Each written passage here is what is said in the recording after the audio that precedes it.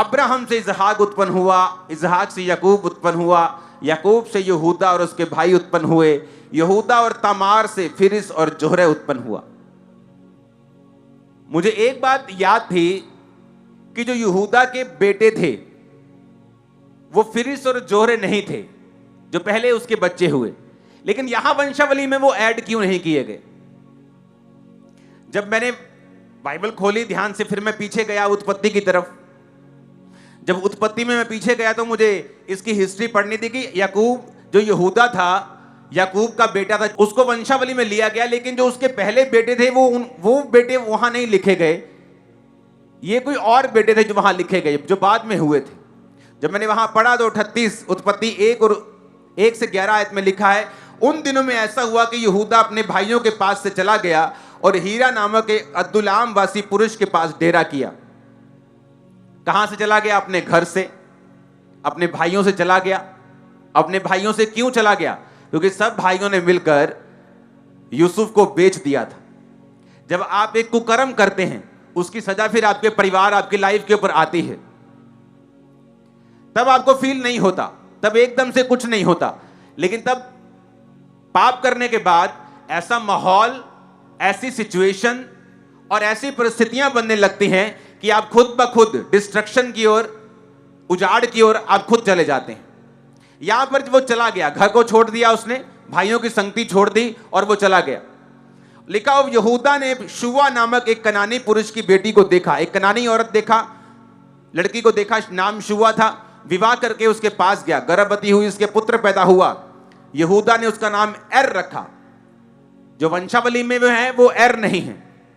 लिखा वो फिर गर्भवती हुई, उसके एक बेटा और हुआ, उसका नाम ओनान रखा। फिर उसके एक और बेटा हुआ, उसका नाम शेला रखा। और जिस समय उसका जन्म हुआ था तब यहूदा कजीब में रहता था। यहूदा ने तमार नाम की एक स्त्री से अपने बड़े बेटे एर का विवाह कर दिया, परंतु यहूदा का वो जेठा एर यहोवा के लेखे में दुष्ट था, इसलिए यहोवा ने उसको मार दिया। तब यहूदा ने ओनान से यानी छोटे बेटे से कहा कि जा अपनी भौजाई के पास और उससे शादी कर और संतान उत्पन्न कर, ताकि तेरे भाई का वंश चले। ओनान जानता था संतान मेरी ना ठहरेगी बल्कि भाई की ठहरेगी। जब वो उसके पास गया तो भूमि पर वीर्य गिराकर नाश किया, कहीं ऐसा ना हो कि उसके भाई के नाम का वंश चले और उसका नाम ना चले। ये जो उसने किया, यहोवा अप्रसन्न हुआ और उसने उसको भी मार दिया। तब यहूदा ने इस डर के मारे कहीं ऐसा ना हो कि अपने भाइयों के सामने शेला भी मरे, अपनी बहू तमार से कहा, जब तक मेरा पुत्र शेला सियाना ना हो जाए तब तक अपने पिता अपने पेके के घर में चली जा, विधवा बनकर बैठी रहे। और तमार अपने पिता के घर में जाकर रहने लगी। यहूदा परमेश्वर की संतान था, परमेश्वर का चुना हुआ जन था। परमेश्वर को मालूम था कि जो जीसस क्राइस्ट का वंश होगा, जो दाऊद का गोत्र होगा, वो यहूदा गोत्र होगा।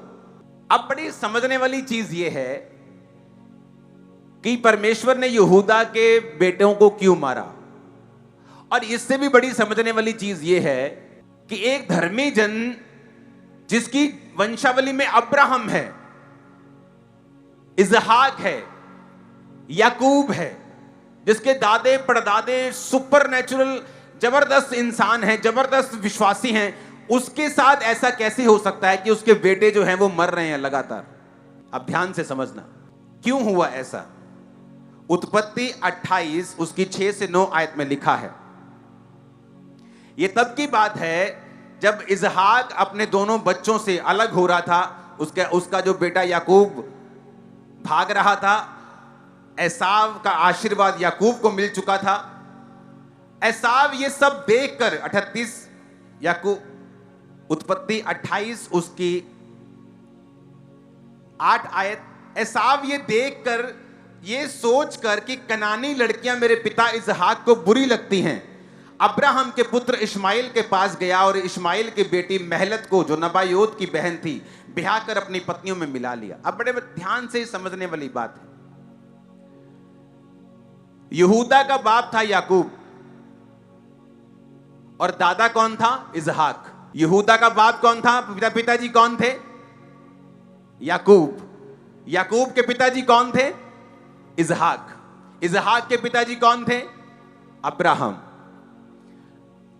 तो यहां पर क्या होता है, जब इसहाक का आशीर्वाद एसाव को नहीं मिला, याकूब को मिल गया था, आपको स्टोरी याद होगी, तो याकूब को अपने घर से भागना पड़ा था।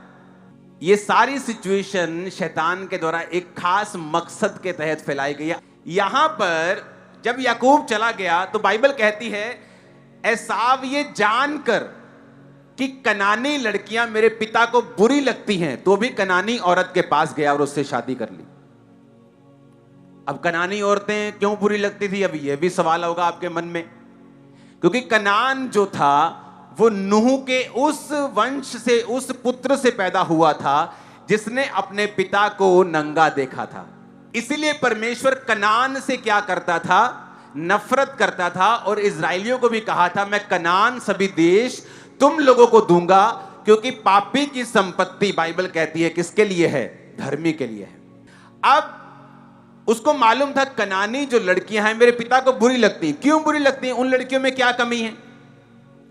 क्योंकि वचन ये कहता है कि जब कनान जो नूह का बेटे का वंश था, जब वो प्रभु से श्रापित हुए और दूर हुए, उन्होंने यहोवा को मानना छोड़ दिया था।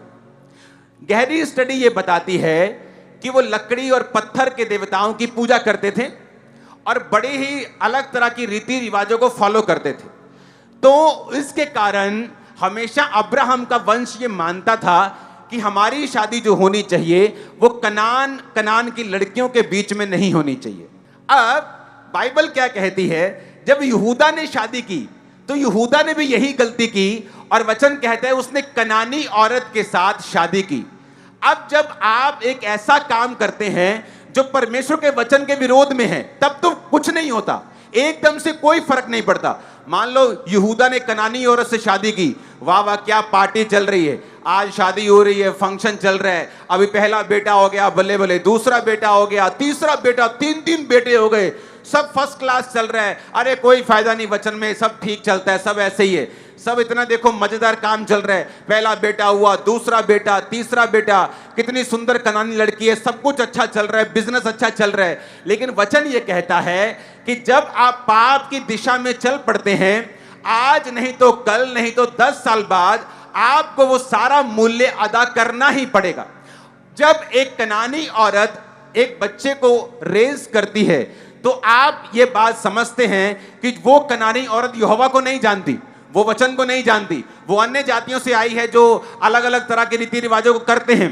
जब उसने अपने बच्चों को बड़ा किया, उसने उनको बिब्लिकल प्रिंसिपल, बाइबल की शिक्षाएं नहीं दी। नहीं तो ऐसा क्या हो गया कि वो यहोवा के लेखे दुष्ट था।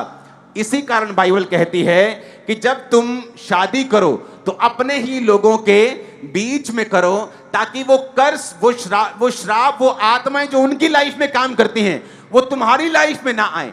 और वचन क्या कहता है, पहला मरा, दूसरा मरा, जब तीसरे की शादी होने वाली थी उसी से, तो उसको भेज दिया। बाद में यहूदा की ही शादी उससे हुई और उससे फिर हिस्रोन और फिरिस पैदा हुए, जिनका इस वंश में नाम लिखा है।